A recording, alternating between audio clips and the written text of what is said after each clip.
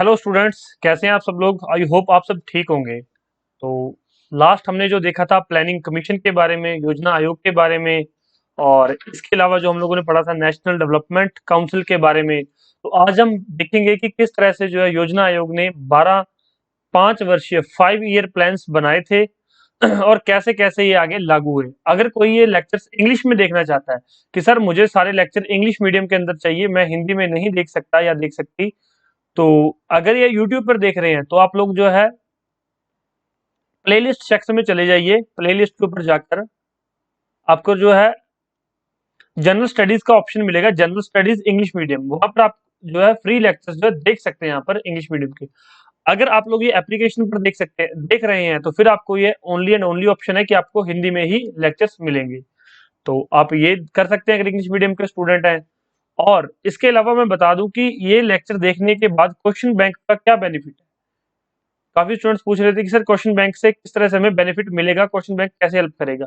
ये मैं क्वेश्चन आपको 5 ईयर प्लान से रिलेटेड सारे सारे जो है पढ़ा दूंगा पूरा। उसके बाद आप लोग ये जाकर पढ़ सकते हैं, किस तरह से देख सकते हैं। आगे मैं दिखा देता हूं आपको। पहले कोई उठा लेते हैं यहाँ पर। ये क्वेश्चन देखिए कि एक एक क्वेश्चन जो है पूरा प्लान से रिलेटेड है, तो आप लोग ये सारे क्वेश्चन जो है कर पाएंगे, सॉल्व कर पाएंगे, सारे क्वेश्चंस करना चाहते हैं। The planned development model was adopted in India from. Bharat में नियोजन विकास मॉडल को अपनाया गया था, तो कब से अपनाया गया था। अभी इसका आंसर आपको मिल जाएगा। 1 अप्रैल 1951। कल के लेक्चर में मैंने आपको बताया था, तो यहाँ पर ये ऑप्शन आपका 1 अप्रैल 1951, तो यहाँ पर ये ए सही होगा। तो इसलिए प्रैक्टिस जरूर कीजिए, अगर प्रैक्टिस नहीं करेंगे तो बहुत प्रॉब्लम हो जाएगी फिर। और कई स्टूडेंट्स जो हैं वो स्टडी मटेरियल लेना चाहते हैं, टेस्ट सीरीज लेना चाहते हैं, लेकिन वो एक ही चीज से डरते हैं कि सर आप पीडीएफ प्रोवाइड करवाते हो। तो बच्चों, पीडीएफ प्रोवाइड करवाते हैं, ऑनलाइन जमाना है, आप ऑनलाइन पढ़ सकते हैं। और दूसरी चीज है, आपका इतने बड़े लेवल के एग्जाम है आपके, तो आप 100-200 रुपीज के लिए क्या रुक रहे हो कि 100-200 रुपीज सर हम जो है प्रिंट निकलवाना पड़ेगा। जाकर 400-500 रुपए अगर प्रिंट पे लग भी गए 200-400, तो प्रिंट निकलवा लेना। और अगर किसी को स्टडी मटेरियल टेस्ट सीरीज चाहिए तो आप इस नंबर पर 9896160956 पर व्हाट्सएप पर मैसेज करके ले सकते हैं। क्योंकि क्वालिटी के साथ अगर आप पढ़ेंगे, अगर आप कम भी पढ़ेंगे तो भी पास हो जाएंगे, कम भी पढ़ोगे तो भी पास हो जाओगे। ये याद रखना, एक एक मंत्र है आपके लिए, कम भी पढ़ो तो भी पास हो जाओगे। ठीक है। और चलिए आज का जो लेक्चर है वो स्टार्ट करते हैं। तो आप क्वेश्चन बैंक ले सकते हैं व्हाट्सएप पे मैसेज करके। और आज जो हम पूरा 5 ईयर प्लान है ये शुरू करने वाले हैं, और सारे आपको 12 5 ईयर प्लान एक ही वीडियो में करवा दिए जाएंगे। एक और डाउट है स्टूडेंट्स के माइंड में कि सर अगर आप ये नोट्स ही हमें प्रोवाइड करवा रहे हो, जो कि डिस्क्रिप्शन बॉक्स में लिंक दिया गया, वहां पे आप क्लिक करके इसको ये नोट्स आप ले सकते हैं। तो अगर आप ये नोट्स ही हमें प्रोवाइड करवा रहे हो तो हमें लेक्चर देखने की जरूरत है या नहीं है।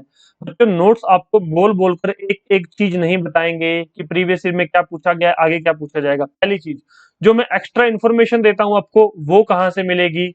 दूसरी चीज, नोट्स आप पढ़ेंगे नहीं पढ़ेंगे, शायद रेगुलरिटी बन पाएगी, शायद नहीं बन पाएगी।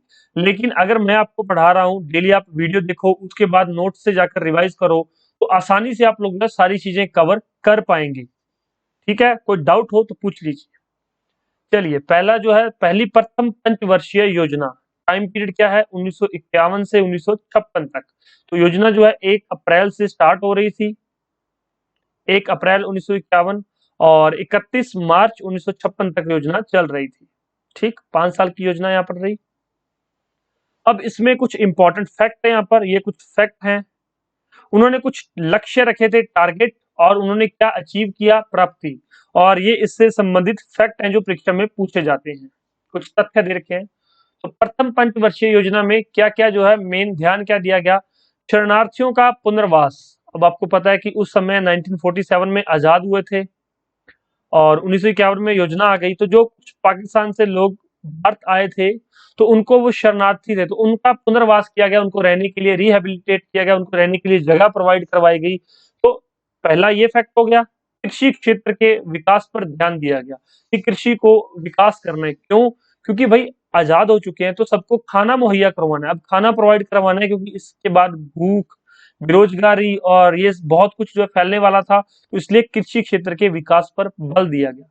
तथा राष्ट्रीय प्रसार सेवाओं का संतुलित प्रारंभ किया गया और विकास नीति जो उनके लिए बनाई गई। तो शरणार्थियों के पुनर्वास, कृषि क्षेत्र पर विकास, तो ये किस योजना के अंदर है? तो ये पहली पंचवर्षीय योजना के अंदर है। लक्ष्य 2.1% रखा गया था और प्राप्ति जो है 3.6% की प्राप्ति यहाँ पर की गई थी। और इसके जो इंपॉर्टेंट जो फैक्ट देखिए, यह योजना हेरोड डोमर समृद्ध मॉडल पर आधारित है। क्वेश्चन पूछेगा एग्जामिनर आपसे, पहली पंचवर्षीय योजना कब लागू की गई? तो 51 से 56 तक। और यह किस मॉडल पर आधारित है? तो हेरोड डोमर समृद्ध मॉडल पर ये आधारित है। दूसरा, सामुदायिक विकास योजना को सर्वोच्च प्राथमिकता दी गई थी कि सामुदायिक विकास योजना, सबका जो सामुदायिक विकास हो सके तो उस जो योजना को सर्वोच्च प्राथमिकता दी गई। न्यूनतम समय में खाद्यान्न में आत्मनिर्भरता की प्राप्ति, थोड़े समय में सबके लिए खाना मुहैया कराना, इसकी जो है इसका टारगेट रखा गया था। लघु एवं कुटीर उद्योगों का पुनरुद्धार किया गया। ये क्वेश्चन पूछा जाता है कि लघु एवं कुटीर उद्योगों का पुनरुद्धार किस योजना में किया गया। मैं अभी ये क्वेश्चन यहाँ पर दिखा देता हूँ। मैंने अभी यहाँ पर देखा था कि लघु और कुटीर उद्योगों का जो किस तरह से क्वेश्चन आपसे पूछे जाते हैं। यहाँ पर देखिए, खादी एवं ग्रामोद्योग का पूछा गया, लघु और कुटीर उद्योग का नहीं पूछा गया। तो इस तरह से क्वेश्चन आपको पूछे जाते हैं। ठीक, समझ आ गया आपको कि किस तरह से क्वेश्चन बैंक हेल्प करता है, किस तरह से आपने चीजें याद रखनी है। इस तरह के क्वेश्चन आपको एग्जाम में देखने को जरूर मिलेंगे। तो ये कुछ इंपॉर्टेंट पॉइंट्स थे। टारगेट क्या था? 2.1% और प्राप्ति क्या थी? 3.6%। मतलब ये योजना सक्सेसफुल रही। जो इसने टारगेट जो सोचा था वो अचीव कर लिया, हालांकि उससे ज्यादा इसने प्राप्ति की, तो ये सक्सेसफुल योजना थी। इसके बाद कोई काम अच्छा हो जाए तो दूसरी योजना आना तय था। दूसरी योजना आ गई भाई 1956 से 1961 तक। दूसरी योजना याद रहेगी। इसमें क्या दिया गया, क्या किया गया? आधारभूत एवं भारी उद्योगों के विकास के ऊपर बल दिया गया। ठीक, आधारभूत और भारी उद्योग, हैवी इंडस्ट्री पर जोर दिया गया। तीव्र औद्योगिकरण पर बल दिया गया, मतलब एकदम से जो इंडस्ट्रियलाइजेशन पर ध्यान दिया गया। राष्ट्रीय आय में 25% की वृद्धि। मैंने भी आपको बताया कि जब आजाद हुए थे उस समय राष्ट्रीय आय क्या थी? 246.9, मतलब एवरेज 247 रुपीज जो है राष्ट्रीय आय थी। तो उसमें 25% की वृद्धि का इन्होंने टारगेट रखा था। और बड़े पैमाने पर रोजगार सृजन, क्योंकि राष्ट्रीय आय बढ़ेगी तभी बढ़ेगी जब सभी को रोजगार मिलेगा। अगर लोगों के पास रोजगार नहीं है तो राष्ट्रीय आय कहां से बढ़ा लेगी सरकार? तो एक ही चीज है, ये पूरा पॉइंट एक साथ पढ़ लो तो भी समझ आ जाएगा कि आधारभूत एवं भारी उद्योगों के विकास पर, तीव्र औद्योगिकरण पर बल दिया गया। राष्ट्रीय आय में 25% की वृद्धि जो है सोची गई और बड़े पैमाने पर रोजगार सृजन पर ध्यान दिया गया। इसका जो टारगेट था 4.50, 4.50% और 4.3% इसकी अचीवमेंट थी। अब थोड़ा सा जो टारगेट बड़ा ले लिया इन्होंने, अचीवमेंट थोड़ी कम हुई, लेकिन फिर भी ठीक थी अचीवमेंट। किस मॉडल पर आधारित था? तो पीसी महालनोबिस के 4 क्षेत्रीय मॉडल पर आधारित था। तो दूसरी पंचवर्षीय योजना जो है पीसी महालनोबिस मॉडल पर आधारित थी। इसमें जो है राउरकेला ओडिशा के अंदर, भिलाई छत्तीसगढ़ में, दुर्गापुर पश्चिम बंगाल में इस्पात क्षेत्रों की स्थापना की गई। क्यों? क्योंकि यहाँ पर हैवी इंडस्ट्री पर जोर दिया गया था। तो दूसरे देशों की हेल्प से ये सारे यहाँ पर जो है ये इंडस्ट्रीज यहाँ पर जो है सेटअप की गई। आगे मैं आपको लेक्चर्स में बताऊंगा कि राउरकेला किसकी हेल्प से लगाया गया, भिलाई छत्तीसगढ़ किसकी हेल्प से लगाया गया। सारी चीजें अच्छे से डिस्कस करेंगे। अगर सारी चीजें यहीं पर बता दूंगा तो इसका जो याद रखने वाला पॉइंट यहाँ पर है वो आपको याद नहीं रह पाएगा। ठीक है, ऐसा मैं क्यों बोल रहा हूं? ब्रेकफास्ट के टाइम पे ब्रेकफास्ट करना चाहिए, लंच के टाइम पे लंच करना चाहिए और डिनर के टाइम पे ही डिनर करना चाहिए। ऐसा नहीं है कि रात को डिनर में परांठे खाकर सोया जाए, अच्छी हैबिट नहीं है। इस तरह से मैं भी आपको एक एक चीज जिस टाइम पे जरूरत है करवाऊंगा। अगर आप मेरे ये सारे लेक्चर्स फॉलो कर लेते हैं और इसके बाद आपका कोई एग्जाम क्लियर नहीं होता तो आप मुझे आकर कह सकते हैं कि सर मैंने सारे लेक्चर फॉलो किए थे, इसमें से मुझे क्वेश्चन नहीं मिले। हाँ, आपको क्वेश्चन मिले और आप अटेम्प्ट नहीं करके आए, आपने अटेम्प्ट गलत कर दिया तो वो फिर आपकी गलती थी। आपको जो है अगर ये सारे लेक्चर्स आप लोग देख पाते हैं, देख सकते हैं और देख लेते हैं मान लो, तो आपको जो है 80 to 90% इसी से सारी चीजें आपको मिल जाएंगी, इसी से सारे क्वेश्चन आपके हल हो जाएंगे। बशर्ते ये है कि आप चीजों को रिवाइज करें, बार बार चीजों को याद रखें। नेक्स्ट देखो, तीसरी पंचवर्षीय योजना। अब उसमें कुछ टारगेट अचीव हुआ था तो 1961 से 66 तक तीसरी पंचवर्षीय योजना लागू कर दी गई। अब इसमें कुछ इंपॉर्टेंट फैक्ट हैं। अर्थव्यवस्था को आत्मनिर्भर तथा स्वत स्फूर्त बनाने पर बल दिया गया कि अर्थव्यवस्था आत्मनिर्भर बने, हम दूसरी कंट्रीज पर निर्भरता घटाएं। क्यों? क्योंकि पिछले प्लान में हमने दूसरी कंट्रीज से जो है उनके मतलब टेक्नोलॉजी से उनसे पैसे लेकर जो हैवी इंडस्ट्री सेटअप की थी। तो अब इन्होंने क्या सोचा कि आत्मनिर्भर बना जाए, स्वत स्फूर्त बनने पर मतलब खुद पर बल दिया जाए। कृषि पर पुनः सर्वाधिक बल। पहले क्या किया इन्होंने, पहली योजना में कृषि पर बहुत ज्यादा जोर दिया गया, दूसरे पर हैवी इंडस्ट्री, कृषि इन्होंने जो है वैसे ही छोड़ दी। अब तीसरे पे इनको समझ आ गया कि अगर दूसरी कंट्रीज पर बहुत ज्यादा डिपेंड रहेंगे तो हमारी जो है कंट्रीज की इकोनॉमी डाउन जा सकती है, अगर उन कंट्री ने मदद करना बंद कर दिया। तो फिर क्या किया इन्होंने, कृषि पर फिर से सर्वाधिक बल देना शुरू कर दिया और इस बार राष्ट्रीय आय में प्रति वर्ष 5 वर्ष की वृद्धि रखी। उस समय क्या था, उन्होंने डायरेक्ट 25% कह दिया और यहाँ पर जो है प्रति वर्ष 5% मतलब टोटल 25% की वृद्धि भी यहाँ सेम ही है। ओके, टारगेट इन्होंने 5.6% बहुत बड़ा रख लिया, लेकिन ये टारगेट अचीव नहीं हो पाया, हाफ में ही रह गया 2.8%। इसमें क्यों ये अचीव नहीं कर पाया, अभी हम इस वीडियो में जानेंगे, इस लेक्चर में जानेंगे और आप वो याद रखेंगे चीजें और आपको चीजें याद भी हो जाएंगी। ये वीडियो आप 2 बार देख लो, सारे फैक्ट आपके जो दिमाग में दही की माफिक जम जाएंगे, निकलेंगे नहीं, क्योंकि मेरा बोलने का तरीका, मेरा पढ़ाने का तरीका इस तरह का है कि आप 2 से 3 बार अगर देख लेते हैं तो आप चीजें भूलेंगे नहीं। अपने पेपर से पहले इन वीडियोस को फास्ट फॉरवर्ड करके फटाफट से देख लीजिए सारी वीडियोस को, एक रात पहले या 2 रात पहले सारी चीजें रिवाइज कर लो, पेपर में साफ समझ आएगा कि इसका आंसर जीएस राय सर खुद बोल रहे हैं। ठीक है, तो देखो इसके अंदर जो इंपॉर्टेंट फैक्ट हैं, तो महालनोबिस के 4 क्षेत्रीय मॉडल, जेएसएनडी के डिमॉन्स्ट्रेशन मॉडल तथा सुखमय चक्रवर्ती के आगत निर्गत मॉडल मतलब इनपुट आउटपुट मॉडल पर ये आधारित थी। तो ज्यादा जो है फोकस था वो सुखमय चक्रवर्ती के इनपुट आउटपुट मॉडल पर था, तो इसलिए तीसरी पंचवर्षीय योजना को सुखमय चक्रवर्ती के आगत निर्गत मॉडल पर आधारित भी मान लिया जाता है। तो ऑप्शन में आपको ये देखने को मिल सकता है। हालांकि इनका प्लान भी बीच में लिया गया था, जो 25% की वृद्धि थी वो पिछले प्लान की उठाई गई है, इनके भी कुछ डेमोन्स्ट्रेशन थे वो भी लिए गए थे इसमें।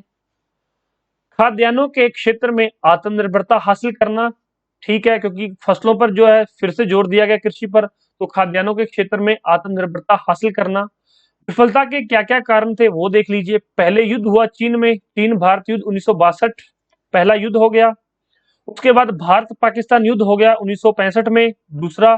तीसरा क्या हुआ भाई, 1965 और 1966 में सूखा पड़ गया, बहुत ज्यादा सूखा हो गया, तो काफी जो है देश के राज्य जो है सूखे की चपेट में आ गए, तो ये जो टारगेट थे वो अचीव नहीं हो पाए। तो ये टारगेट अचीव होने ना होने के 3 कारण थे। पहला चीन युद्ध 1962 भारत चीन युद्ध था जो, दूसरा भारत पाकिस्तान का युद्ध 1965 और तीसरा 1965-66 का सूखा, ड्रॉट। अब इसमें युद्ध के कारण क्या हुआ, जो सरकार का जितना भी इकोनॉमी थी, जो पैसा था वो युद्ध में चला गया, पैसा तो वहां यूज हो गया, तो बाकी काम के लिए पैसा सरकार के पास बचा ही नहीं। ठीक है, अब आगे देखिए, इसमें कुछ नोट दिया गया है। वर्ष 1966-69 के बीच 3 वार्षिक योजनाएं बनाई गई, इस अवधि को योजना अवकाश भी कहा गया। अब देखो ये जो योजना काम नहीं की इसने, तो इसके बाद क्या हो गया कि इनका दिल टूट गया। अब कोई काम आप कर रहे हो, अगर होता जाएगा तो आप नेक्स्ट डे भी करोगे, नेक्स्ट डे भी करोगे, नेक्स्ट डे भी करोगे, और अगर कोई काम ना हो तो क्या आपका दिल टूट जाता है भी यार ये काम हुआ तो नहीं, नेक्स्ट डे आप छोड़ दोगे। यही भारत सरकार के साथ हुआ, वही इनका दिल टूट गया, या फिर जो भी आप समझ सकते हो, जिस तरह से भी याद रखना चाहो, कि तीसरी योजना के बाद इनका जो है मन खराब हो गया और इन्होंने 3 वार्षिक योजनाएं लेकर आए। एक एक साल की 3 वार्षिक योजनाएं चलाई, एक एक साल की इन्होंने 3 योजनाएं चलाई, ताकि इकोनॉमी फिर से वापस बैक ट्रैक मतलब ट्रैक पे वापस आ जाए। ठीक है, और 1966 से 69 तक क्या बोला गया, योजना अवकाश मतलब योजनाओं की छुट्टी, योजनाएं छुट्टी पर चली गई। ठीक, अब इसके अलावा थोड़ा सा जो यहाँ पर नहीं लिखा हुआ, जिसके लिए आप लोग ये लेक्चर देख रहे हैं, वो चीजें मैं आपको यहाँ पर बता देता हूँ। 1 मिनट में थोड़ा सा ये हटा लूं ताकि आपको जो है अच्छे से चीजें मैं लिखवा दूं, ताकि आप नोट भी कर सकें, आप उनको फिर अच्छे से पढ़ सकें। अब देखिए तीसरे प्लान में 1964 के अंदर, 1964 में रूस के सहयोग से बोकारो, नाम याद रखना, बोकारो जो झारखंड में है वहां पर, Bokaro iron and steel industry, iron and steel industry एक उद्योग लगाया गया, एक इंडस्ट्री लगाई गई 1964 में, इसके सहयोग से, रूस के सहयोग से, इस प्लान के तहत। ठीक, 1964 में लगी, हालांकि ये बात दूसरे प्लान से शुरू हो गई थी, लगी कहां पर? 1964 में, तो इसलिए ये इंपॉर्टेंट हो जाता है। ये Bokaro iron and steel industry है कहां पर? झारखंड में, ये भी आप याद रखेंगे। अब बीच में जो है एक एक साल की 3 योजनाएं चलाई गई, 1966 से 67, 67 से 68 और 1968 से 69, 3 योजनाएं। इस पहली जो है एक वर्षीय योजना के अंदर ये क्या लेकर आए? हरित क्रांति, ग्रीन रेवोल्यूशन। आपको पता है इस हरित क्रांति ने कितना ज्यादा बदलाव ला दिया। मतलब लोग, हरित क्रांति के अगर फायदे बहुत हुए तो उसके नुकसान भी बहुत ज्यादा हुए। फायदे भी बहुत हैं, नुकसान भी बहुत है। मेंस के पेपर में अगर कोई सिविल सर्विसेज की तैयारी कर रहा है तो उसमें जो है हरित क्रांति से संबंधित ये क्वेश्चन पूछ लिया जाता है कि हरित क्रांति के क्या क्या फायदे थे, क्या क्या नुकसान हुए। वो हम मेंस की क्लासेस में डिस्कस करेंगे। अब आपको बस इतना याद रखना है कि हरित क्रांति की शुरुआत पहली 1 वर्षीय योजना में हुई थी। एग्जामिनर आपसे पूछेगा कि हरित क्रांति की शुरुआत इस योजना में शुरू हुई, तो पहली 1 वर्षीय योजना में हुई, जो कि योजना अवकाश के अंतर्गत आती है। याद रहेगा, ये चीज बुक में यहां पर नहीं लिखी हुई है, तो यहां पर आपको ये चीजें समझ आ जाएंगी। नेक्स्ट देखिए, फिर जो है 3 साल इन्होंने एक साल लिया और जो है इकोनॉमी फिर से वापस आ गई। अब इन्होंने कहा कि चलो ठीक है, 3 साल हो गए, अब फिर से पंचवर्षीय योजना शुरू करते हैं। तो चौथी पंचवर्षीय योजना कब से लागू हुई? 1969 से 74। तो अब तक आपने कितनी पढ़ी? 1951 से 56 एक पहली, 56 से 61 दूसरी, 66, ठीक। तो यहां पर तीसरी, 3 यहां पर जो है फिर योजना अवकाश आ गया, 3 वार्षिक योजनाएं। अब चौथी यहां से 69 से 74, याद रहेगा आपको ये 69 से 74। यहां तक याद करना कोई मतलब टफ नहीं है, आसान हो गया। अब तो मैं याद करवा ही रहा हूं साथ साथ। तो चौथी पंचवर्षीय योजना लागू कर दी गई। अब इसमें क्या क्या फैक्ट है वो देख लीजिए। स्थिरता के साथ, मतलब स्टेबिलिटी के साथ आर्थिक विकास तथा आत्मनिर्भरता की प्राप्ति, जो तीसरी पंचवर्षीय योजना में थे वही चीज यहां पर फिर से लेकर आ गए। और क्षेत्रीय असमानता में कमी। अब ये पॉइंट यहां पर क्यों लिखा हुआ है भाई? जहां पे ग्रीन रेवोल्यूशन, हरित क्रांति, हरियाणा, पंजाब, उत्तर प्रदेश, वहां पर हरित क्रांति आ गई। वहां के किसान लाखों करोड़ों रुपए कमाने लग गए। वहां के लोगों को अच्छा फूड मिलने लगा, गेहूं उत्तम जो किस्म के मिलने लगे। अब यहाँ के जो है ये तो बहुत अमीर होते चले गए। दूसरी साइड जहां पर ये हरित क्रांति, ग्रीन रेवोल्यूशन, बंगाल, इसके अलावा मणिपुर, अदर स्टेट्स जो नॉर्थ ईस्ट स्टेट थी, जम्मू कश्मीर, वहां पर इसका कोई फायदा नहीं हुआ। तो अब क्षेत्रीय असमानता में कमी, समझ में आ रहा है ना चीजें? ये चीज कोई टीचर नहीं पढ़ाता, कोई इस तरह से ना ही तो आपको सोचने पे मजबूर करता है और ना ही आपको बताता है। वो सीधा आया, जो भी लेखा देखा समझा पढ़ाया और चल दिया। अब यहाँ पर आपको समझ आ रहा है ना कि क्षेत्रीय असमानता में कमी। पहले तो असमानता आई क्यों वो तो पता होना चाहिए, फिर क्षेत्रीय असमानता में कमी आई, उसको दूर करना इसका जो है मेन मोटो बन गया। संतुलित विकास पर जोर, मतलब इनको भी साथ में लेकर चलना है। हरियाणा, पंजाब, उत्तर प्रदेश वालों को, जम्मू कश्मीर पर भी ध्यान देना है, बंगाल वालों पर भी ध्यान देना है, झारखंड वालों पर भी ध्यान देना है। औद्योगिकरण को बढ़ावा, इससे क्या होगा? जहां पर इंडस्ट्री लगी हुई है बंगाल के अंदर या और स्टेट्स में, उनको बढ़ावा। और उद्योगों पर विशेष बल, क्योंकि नौकरियां सिर्फ कृषि से नहीं आ सकती थी। अगर नौकरी दिलवानी लोगों को तो क्या करना पड़ेगा? उद्योगों पर विशेष बल देना पड़ेगा। तो इसका जो टारगेट 5.7%, मतलब पिछली योजना से भी इसने ऊपर रख लिया। अचीवमेंट 3.3%। फिर अचीवमेंट नहीं हो पाई जो चाहते थे। किस किस योजना पर आधारित है? गाडगिल योजना तथा ल्यूनेटिव के आगत निर्गत, इनपुट आउटपुट मॉडल पर आधारित। इस समय में कुछ और जो है चेंजेस हुए थे। वो जो इंपॉर्टेंट क्या हुआ था? तो 14 बैंकों का राष्ट्रीयकरण किया गया था हमारे पीएम के द्वारा। उस समय पे 14 बैंकों का राष्ट्रीयकरण किया गया। एक एमआरटीपी अधिनियम 1969 लाया गया। अब एमआरटीपी अधिनियम है क्या, अभी मैं आपको बताऊंगा। आगे देख लीजिए, प्रभावी तथा रोजगार गारंटी योजना ईजीएस, एम्प्लॉयमेंट गारंटी स्कीम लाई गई, जिसका जो वर्ष 1972-73 से जो है प्रारंभ कर दी गई थी। इस योजना का समय ये है, तो 1972-73 से एम्प्लॉयमेंट गारंटी स्कीम को लाया गया।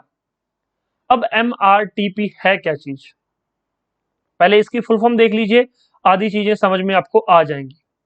मोनोपोलिस्टिक, आप नोट भी कर सकते हैं चीजें, and restrictive trade practice act 1969। अब हिंदी में समझ लीजिए, एकाधिकार और प्रतिबंधात्मक व्यापार अभ्यास अधिनियम, मतलब कोई इंडस्ट्री लग गई तो उसको एकाधिकार मिल जाएगा, क्योंकि अगर कोई इंडस्ट्री लगी है तो उसको फ्लरिश करने के लिए थोड़े साल चाहिए, उसको 10-15 साल चाहिए भाई, वो अपना प्रोडक्ट मार्केट में लॉन्च कर सके और अपनी मार्केट बना सके। तो इसलिए MRTP अधिनियम लाया गया, मोनोपोलिस्टिक एंड रिस्ट्रिक्टिव। मतलब अगर कोई एक इंडस्ट्री एक जगह पे लग गई तो दूसरी उस, मतलब एक एरिया डिसाइड किया गया कि उसके आसपास नहीं लगाई जाएगी, क्योंकि उसकी मार्केट खराब हो जाएगी।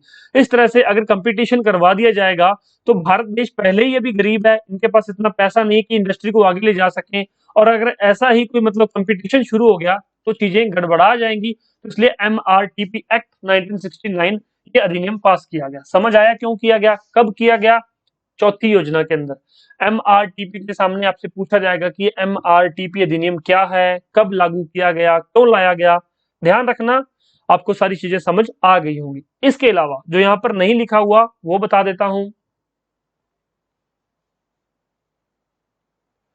चौथी पंचवर्षीय योजना में और क्या क्या बदलाव हुए? ऑपरेशन फ्लड, ऑपरेशन फ्लड चौथी पंचवर्षीय योजना के अंदर लाया गया, या फिर जिसको बोलते हैं श्वेत क्रांति। ठीक है, ये इसी समय पर लाई गई थी। पूछ लेता है एग्जामिनर आपसे, आप कंफ्यूज ना हो इसलिए मैंने आपको यहां पर बता दिया है। पांचवी पंचवर्षीय योजना 1974 टू 79, निर्धनता उन्मूलन व आर्थिक आत्मनिर्भरता की प्राप्ति। अब गरीबी हटाओ, ये कई बार पूछ लिया जाता है। अब इसका टारगेट क्या है? निर्धनता उन्मूलन, मतलब गरीबी को हटाना है। पेपर में क्वेश्चन पूछा जाएगा पेपर के अंदर, गरीबी हटाओ का नारा किस पंचवर्षीय योजना में दिया गया? तो आपको पता होना चाहिए कि पांचवी पंचवर्षीय योजना में, क्योंकि इसका टारगेट ही है निर्धनता उन्मूलन व आर्थिक आत्मनिर्भरता की प्राप्ति। अब गरीबी हटेगी तो आर्थिक आत्मनिर्भरता भी हो जाएगी, अगर रोजगार मिलेगा तो आत्मनिर्भरता भी प्राप्त हो जाएगी। अब इस समय पे इन्होंने क्या किया, टारगेट छोटा रख लिया, 4.4%। भाई छोटा टारगेट देखा तो अचीव कर लिया, और टारगेट से अच्छा परफॉर्म किया। क्यों अच्छा परफॉर्म किया, कारण क्या है वो भी देख लो। भाई जब निर्धनता को हटा रहे हैं, अब यहां पर देखो, ये रोजगार गारंटी अधिनियम, रोजगार दे रहे हैं लोगों को, तो भाई लोगों के पास रोजगार होगा तो पैसा आएगा, पैसा आएगा तो जो टारगेट्स आपने रखे हैं, लक्ष्य है, तो उनको प्राप्त तो आप लोग कर ही लोगे।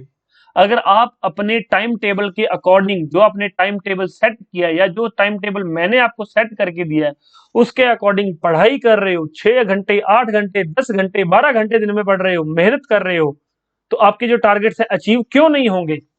जब सरकार ये काम कर सकती है तो आप क्यों नहीं कर सकते? तो इसलिए ये जो है इन्होंने अचीव कर लिया, भारत सरकार ने अचीवमेंट कर ली। अब इसमें देखो इंपॉर्टेंट फैक्ट, गरीबी हटाओ का नारा दिया गया, सीधा पेपर में पूछा जाएगा, पहले ही बता चुका हूं। न्यूनतम आवश्यकता कार्यक्रम प्रोग्राम, न्यूनतम आवश्यकता कार्यक्रम प्रोग्राम प्रारंभ किया गया। काम के बदले अनाज कार्यक्रम 1977 प्रारंभ किया गया। मतलब कम से कम काम तो लोगों को प्रोवाइड करवाना ही करवाना है, पहला ये, और दूसरा काम के बदले अनाज। अगर किसी को सैलरी नहीं दे पाते, कृषि से संबंधित कोई काम है, तो भाई बंदा काम करेगा, या जो भी है XYZ काम करेगा, ह्यूमन बीइंग काम करेगा, उसको काम के बदले अनाज मिलेंगे, और वो अनाज से आटा बनाएगा और रोटी बनाएगा, और वो सेल्फ डिपेंडेंट हो जाएगा। तो काम के बदले अनाज कार्यक्रम 1977 में प्रारंभ किया गया। नोट कीजिए, पांचवी पंचवर्षीय योजना को एक वर्ष अर्थात 1978 में ही समाप्त कर दिया गया। अब आपके माइंड में आएगा कि यार सर सही तो चल रहा था सारा कुछ, फिर एक वर्ष पहले ही क्यों समाप्त कर दिया गया? ऐसा इसलिए किया गया क्योंकि जो राजनीतिक अस्थिरता थी, मतलब पहले कांग्रेस की सरकार थी, बाद में जनता पार्टी की सरकार आ गई, तो भाई पीएम बदल गया, पीएम बदल जाएंगे तो क्या होता है, आज के टाइम में जब पीएम बदलते हैं स्कीम्स के नाम चेंज कर दिए जाते हैं। तो इन्होंने क्या किया, उनकी योजना ही बीच में बंद कर दी। ठीक, अब ये योजना रह गई 1974 से 78 तक। चीजों को ध्यान से समझते जाना, पूरी चीजें मैं समझाऊंगा 1974 से 78 तक, याद रहेगा आपको। ओके, तो राजनीतिक अस्थिरता आ गई और इसके अलावा जो है आर्थिक संकट भी आ गया। अब राजनीति में चेंज हो रहे हैं तो आर्थिक संकट तो कह ही देते हैं कि आ ही गया फिर, तो ये यहाँ पर बीच में बंद होगी। अब इस सरकार ने क्या किया, जो नई सरकार आई, इन्होंने अपनी छठी पंचवर्षीय योजना लागू कर दी। इन्होंने 80 से 85, हालांकि जो इस सरकार ने, जनता पार्टी ने 1978 से 83 तक जो है योजना को रखा, लेकिन फिर से क्या हुआ, राजनीति चेंज हो गई, फिर से जो है कांग्रेस की सरकार बन गई और छठी पंचवर्षीय योजना 1980 से 85 हो गई। तो आप ध्यान रखना, बस इतना याद रख लेना कि छठी पंचवर्षीय योजना 1980 से 85 हुई, लेकिन ये बनाई 2 बार गई। छठी पंचवर्षीय योजना का कार्यक्रम, जो इनको तैयार करने का कार्यक्रम 2 बार किया गया, ये भी क्वेश्चन पूछा जाता है। ठीक है, तो इसमें क्या क्या जो है फैक्ट क्या है वो देख लीजिए।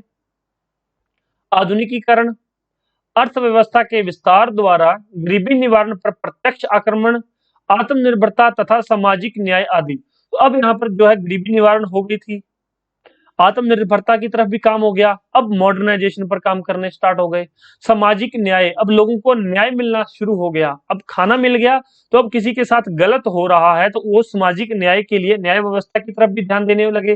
सामाजिक न्याय, सभी को काम मिलना चाहिए, सभी को काम के बदले सेम रोजगार मिलना चाहिए, तो सामाजिक न्याय की तरफ भी ध्यान दिया जाने लगा। इसी तरह से आप देखते जाएंगे किस तरह से डेवलपमेंट होती गई। 1947 से आजाद होकर इस तरह से आप लोग जो प्रेजेंट, जिस समय में आप ये वीडियो देख रहे हैं, प्रेजेंट में पहुंचे, सारी चीजें आपको अच्छे से करवाऊंगा मैं।